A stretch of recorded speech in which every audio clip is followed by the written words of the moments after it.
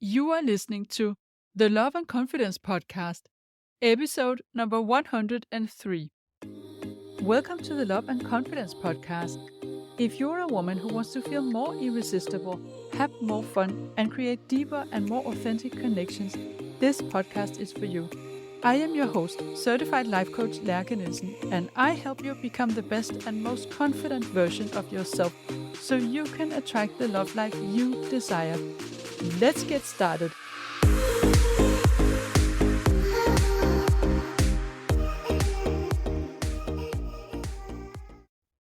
Hey friend, do you ever experience this situation where you said no to someone, you set a boundary, and then later on, or maybe the next day, you start doubting whether it was reasonable or not?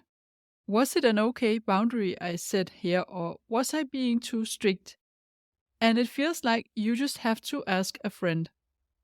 Today, I will share some observations on this phenomenon or tendency that we want to seek permission for setting boundaries. Like we don't fully trust that we have a right to do this on our own, and we need to run it through someone else. I'll explain what it looks like and why we tend to do this, and then I'll give you some tips on how to stop waiting for someone else's permission to set a boundary and just give that permission to yourself. And the permission seeking is a phenomenon that I have observed both when it comes to setting boundaries, but also when it comes to asking for what you want or need. So in this episode here is going to be about boundaries, and then next week I'll be talking about the same but in the context of needs and wants. But first a little reminder. Did you take the free Love Confidence quiz yet? If not, then go ahead and find the link in the show notes. You will get an idea of how confident and secure you are with this quiz, and that can show you how much you can benefit from working on your love confidence. So head over to the show notes, take the quiz. It takes less than 10 minutes. So what is this phenomenon all about with the permission seeking? As I mentioned before, I've seen this come up in mainly two areas. The first one is setting boundaries, and the second one is having needs and wants. And today is going to be about the boundaries, and next week about needs. So just to make sure it's absolutely clear what a boundary is, because there's a lot of confusion around that. A boundary delimits the things or the experiences that you are not willing to do with or for someone. It's all the things you want to say no to, as opposed to a want or a need, which is something that you positively want or desire or even need. And we are, as women, socialized to be attuned to other people's wants and needs and interests, and to think more of taking care of that than taking care of our own. And as setting a boundary is stating the limits to what you are willing to do for someone else or with someone else, this is where you actually choose your own interests over this other person's. And that is why it can be difficult in itself. Because will they take it the wrong way? Am I pushing them away now? Am I not being nice? Am I being selfish? Or am I just not being reasonable? So this leads us to avoid setting boundaries and instead feeling very uncomfortable on a regular basis, which then leads to resentment with the person that we are not setting the boundaries with, and also with ourselves. And eventually we withdraw from the situations where we might have to set a boundary, or from people where we know we will be challenged to set a boundary. But then we can start learning about boundaries, and we can learn to communicate them, and we can become really good at that. But even there, we can doubt ourselves afterwards. After setting the boundary, the doubt creeps in, and we start to ask ourselves if it was too much, especially if the other person reacts with surprise or disappointment. But even also sometimes if they take it very nicely and they are understanding, we still can have this doubt whether it was too strict. And then we want someone to kind of pulse check whether it was a reasonable boundary. Was it an okay boundary I decided on here? And we share the situation with someone and we ask them what they would have done. as if it makes the boundary more valid if someone else agrees. And that is unfortunately not the case, because a boundary is very individual and there isn't any objective criteria or a list of reasonable boundaries where you can see if it was okay or not. Your boundaries can only be felt by you. It's like asking someone else if you have a headache. Boundaries cannot be borrowed. What is right for one person is not right for another. So when we ask someone if it was too strict or if it was a reasonable boundary, their answer will only be valid for themselves, not for you. So I want to give you an example here. One of my clients had this boundary that she didn't like that when she was doing the dishes, her partner would sometimes come from behind and hug her and stand really close to her. And even if she knew this was coming from affection, it was a sign of affection from him, she didn't feel comfortable with that because her brain told her, oh, he loves me even more when I do the dishes. He wants me to be this kind of 50s housewife. And she felt the timing of that hug was really bad and she just didn't want him to do that. Now, some people might actually love that a partner does that. They might think, oh, he's so into me, he can't keep his hands off me, even when I'm doing the dishes. He just showers me with love and affection every second he gets a chance to do it. Some might feel more attractive and more loved in this situation, whereas my client has this association that made her feel uncomfortable. And as she knew he was coming from love and affection, that made it very difficult for her to set the boundary, because it was so easy to tell herself that it was her problem, that she needed to work on her thoughts about what this hug meant. Why would you say no to a hug? What kind of person does that, right? And she also did the work on her thoughts about it and what she made it mean, and she gained more awareness through coaching. And one of the reasons she was so triggered by this hug was that she also had a partner in the past who did the same thing, and where she communicated the boundary and he didn't respect that. He didn't want to take it seriously, and they had conflict situations several times over this. And that just made the hug feel even worse for her. When someone doesn't respect a boundary, we can tend to feel even more closed off and wanting to protect ourselves even more. We want to withdraw even more. So this is a situation that leads to permission seeking. Because first of all, she felt insecure about the boundary because she was saying no to a hug. She was saying no to something that actually had a positive intention. And also, she had experienced that not everyone agreed with her on this boundary, that she had pushback on the boundary, and someone who's supposed to respect it did not respect it. And so, of course, she started doubting herself. And that is why she brought it up in coaching. And by the way, I just want to share, I have her permission to share this story anonymously. Anyway, she kept asking herself if this was a reasonable boundary. And there is only one right answer to that.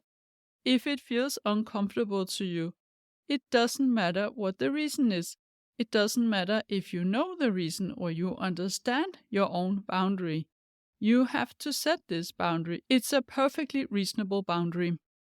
And in this case, even if she knew the reason and she understood that in a way it was a thought error, it was her brain making an association between the situation where she was doing the dishes and her being a sort of 50s housewife.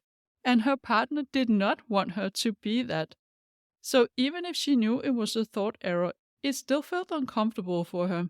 And then the only situation is to respect that in herself and set that boundary. So, as I mentioned earlier, we are as women particularly prone to doubt our boundaries, and especially if someone else doesn't respect them or doesn't seem to want to accept them. But there's also another reason why it's difficult to set boundaries, and that is the common human brain aspect of all this. Because it's a normal part of having a human brain that we also want to make sure we adjust to the people in our group, in our tribe. We need the accept and belonging in the group. Today, not so much for survival, But back in the cavewoman days, we wouldn't survive alone, so it's an ingrained feature of the brain to just check if we are in line with the others, if we are not separating ourselves too much, not standing out too much, and that's part of the reason we do the permission seeking on boundaries. That is because it's also human nature. But it's a bit more human nature for women to do that than it is for men. So you could argue, what is the problem in seeking permission? What's the problem in testing the waters with someone else? It's okay to talk about it, and sometimes you can actually get a positive benefit out of it. If, let's say, you have a girlfriend who tells you that this boundary is totally okay, I probably would have gone even further. Listen, here's something that I have experienced. I'm going to share another boundary with you. But if you ask someone and you take their opinion as being more important than your own, then it's a problem because you are the only one who can feel it. It is your boundaries, it's not your girlfriend's. And again, it's like asking someone else if you have a headache. You are the only one who can tell. So if you have a headache and then someone else tells you that no, you don't, then what? So how do we stop this tendency of wanting the permission or accept of a boundary? Well, the step one would be to first of all acknowledge how individual a boundary is, and it doesn't make sense to ask someone else's opinion. You are devaluing your own opinion and feelings if you give more importance to someone else's than your own. And then the next step is to decide to take your feelings seriously. When you are at the point where you feel a boundary, you realize that there is some discomfort in a certain situation, that you don't just dismiss that, but decide to take it seriously and stick to that boundary, even if you feel doubt. Sometimes you have to set a boundary even if you have a little bit of doubt. We cannot always feel 100% sure in the situation. You can always change a boundary. You can feel differently in 3 months, for instance. So you don't have to feel certain that this is a boundary that is right for me forever. If right here, right now, it feels like you need this boundary, then stick to it, respect it, and don't look back. Don't expect yourself to fully understand the boundary every single time. Sometimes there are things that are a bit hidden for ourselves, but where we just have to react on our instincts and how we feel in the situation. And then maybe you'll get the understanding later. And then remind yourself, you always have a right to a boundary, no matter what it is, if you understand it or not, and if someone agrees with it or not. And the first one to respect your boundaries is yourself. And then choose to communicate it in a clear and loving way. That will help yourself to set the boundary and feel okay with that. Feel that this is aligned with who you want to be. And in many cases, it will also give you a more positive and more understanding response.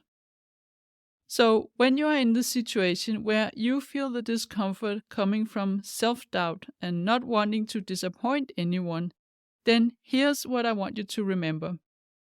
It is uncomfortable to set a boundary if the other person is someone you love and they don't seem to understand it. But that is a discomfort in the moment.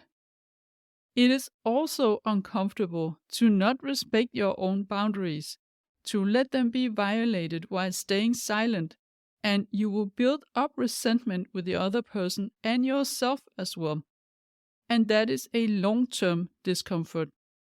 So, which of the two discomforts will you choose? The one that honors yourself and is momentarily, or the one that disrespects yourself and stays on a longer term? Sometimes the big changes in life are made by choosing one discomfort over the other. And there isn't a wonderful and easy solution that only feels amazing to everyone. You have to choose your discomfort. So this is what I wanted to share with you today about boundaries. Choose your discomfort. A very life coachy mantra that is in fact valid in so many situations in life. Next week, I will talk about permission seeking in asking for what you need and want, and the fear that I know many of you have of being too needy. So, thank you for listening today, and don't forget, no matter if you're single or not, you are loved. You are worthy and you are important in this world. Have an amazing week. If you like what you're hearing on this podcast and you want to get support from a coach on your love journey, I invite you to book a free consult call with me. You will find the link in the show notes. And also, don't forget to subscribe, and I would love it if you would rate and review this podcast, and then you'll also help other women find it.